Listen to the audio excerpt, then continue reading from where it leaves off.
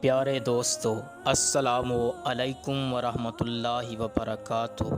ہم ایک ناول شروع کرنے جا رہے ہیں جس کا نام ہے روحوں کے طبیب، جس میں یمن کا ایک گنہگار شخص اپنی بیمار روح کے علاج کے لیے مدینہ کی طرف سفر کرے گا۔